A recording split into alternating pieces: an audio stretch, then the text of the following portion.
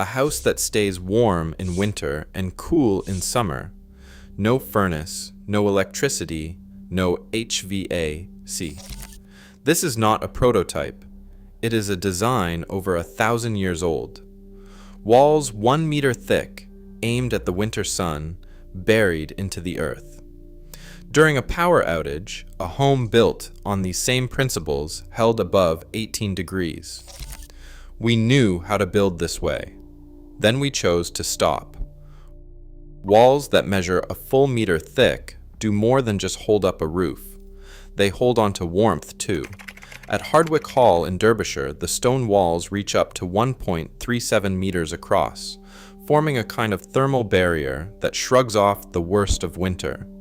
Brzezice Castle in Slovenia goes even further, with rubble-filled masonry 1.5 meters thick, built to outlast both weather and time.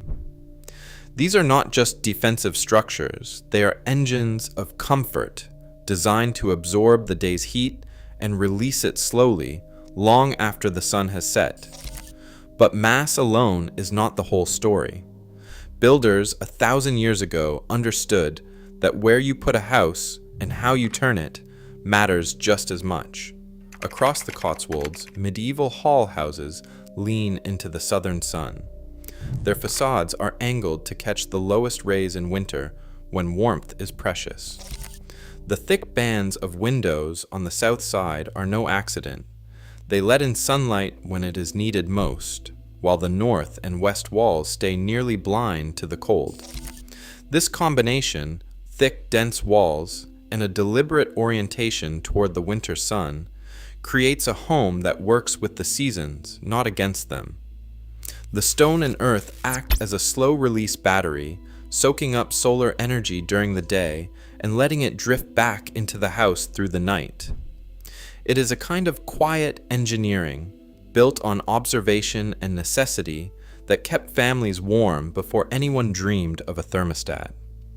The secret is in the partnership between mass and sunlight. Together, they set the stage for what happens next. The slow, steady lag between outside temperature swings and the comfort inside. Medieval builders did not have equations, but they knew the results. Their walls and windows prove it. On the coldest side of the house, windows nearly disappear. In medieval homes across Northern Europe, north-facing openings rarely made up more than 5% of the wall area. Shutters, often solid wood or thick planks, stayed closed through winter nights and storm seasons, sealing out drafts and locking in warmth. The logic was simple. The fewer the holes, the less heat escaped into the wind. But walls alone could not always stand up to the elements. Builders in places like the Hallaig Islands turned to earth itself for help. Berms, 1/2 meter of soil banked against the windward walls, turned biting gales into a muffled hush. The ground acted as a buffer, taking the edge off temperature swings and anchoring the house to the steady rhythm of the earth beneath. In storm-prone regions, these earth banks could mean the difference between a home that shivered and a home that slept through the night. Inside, the heart of the house glowed at its center. Hearths were not tucked away in corners. They sat right in the middle of the floor plan, radiating heat in all directions. In Hardwick Hall, 35 fireplaces dotted the rooms, but the main hearth dominated the great hall. At Brzezice Castle, a massive kitchen firebox sent warmth into the thick stone around it, turning the very walls into slow-burning coals. Studies of old floor plans show this was not an accident. Central hearths let heat soak into the structure, then drift back into the rooms long after the flames died down. Small openings, earth berms, and central hearths were each a piece of a larger strategy. Together, they created houses that partnered with their climate, not just to survive, but to stay comfortable through the longest winters. The next twist in the story is not in the walls or windows, but in the physics that makes their comfort possible. A wall of stone or earth is not just a barrier, it is a time machine for heat. When sunlight pours through south-facing windows, or a fire crackles in the hearth, that warmth does not vanish the moment the sun dips or the flames die. Instead, it seeps deep into the mass of the building. Dense materials like limestone or rammed earth act like slow, silent batteries.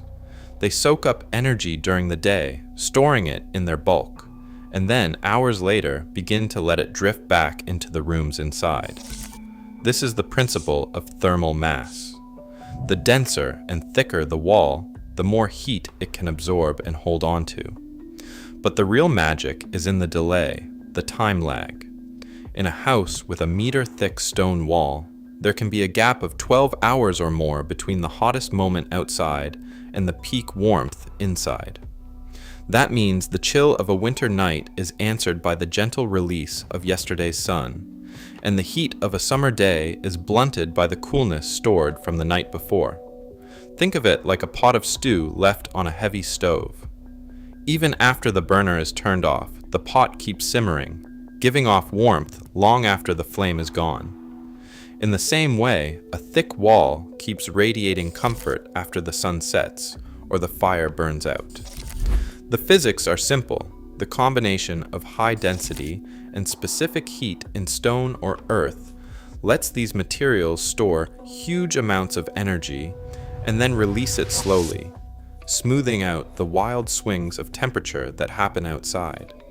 This slow release effect is why, even during a 20-degree drop overnight, the rooms inside a medieval hall or earth-bermed cottage barely budge.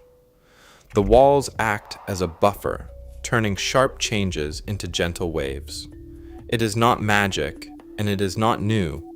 It is just the quiet logic of thermal mass at work, proven by centuries of lived experience and now backed by modern science.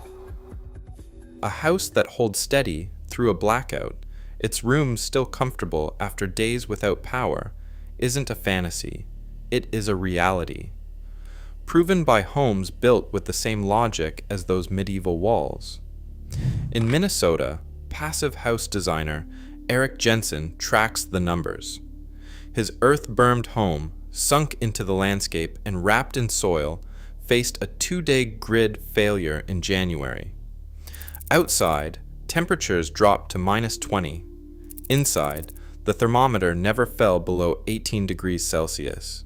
No gas furnace, no backup generator, just the quiet work of mass and sunlight, the same forces that warmed stone halls centuries ago. Across the Atlantic, passive house standards push this even further.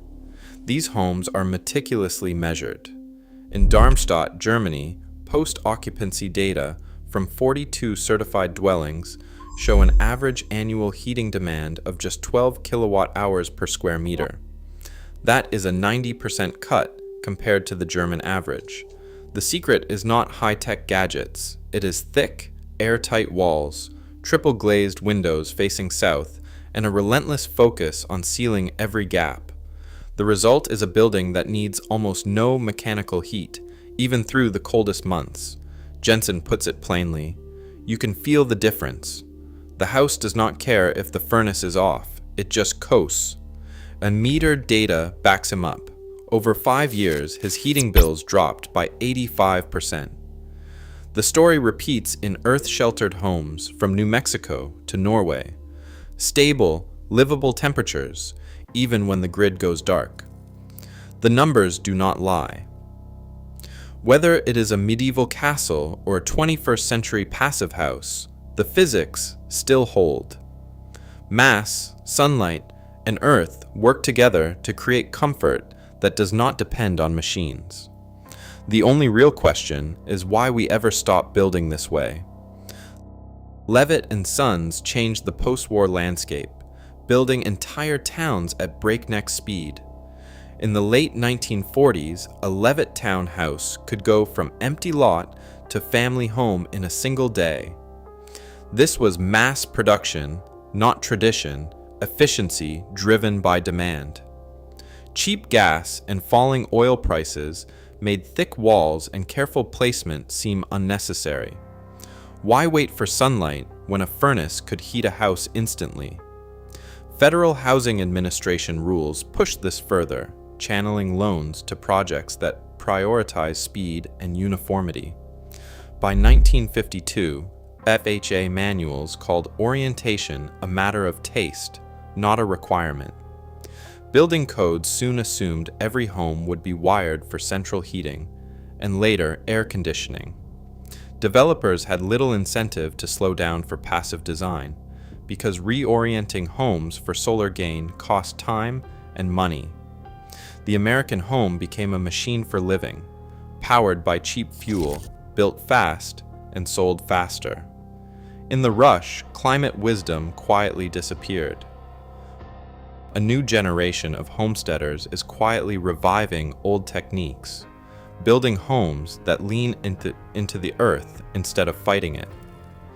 There is no blueprint, just the memory of how thick walls and buried foundations once kept families warm through winter and cool through summer. Instead of relying on modern heating or air conditioning, these builders stack soil against exterior walls, mix clay and straw for dense interior partitions, and trust thermal mass to even out the temperature. Some projects are as modest as a single-room cabin, bermed on 3 sides, while others use rammed earth or concrete walls that act like silent batteries, storing heat by day and releasing it at night. The aim is not just to cut bills. It is to create comfort that lasts when the grid goes down, and a resilience that is hard to buy. In Michigan, a do-it-yourself earth-bermed house holds at 16 degrees inside after 3 days without power. The revival is small, but it is growing. Today, most new homes still fight the climate instead of working with it. As energy grids strain and costs rise, the old logic of self-reliance feels urgent again. Forgotten wisdom isn't just nostalgia, it's a blueprint for resilience. Subscribe to Forgotten Homesteads if you believe we can build smarter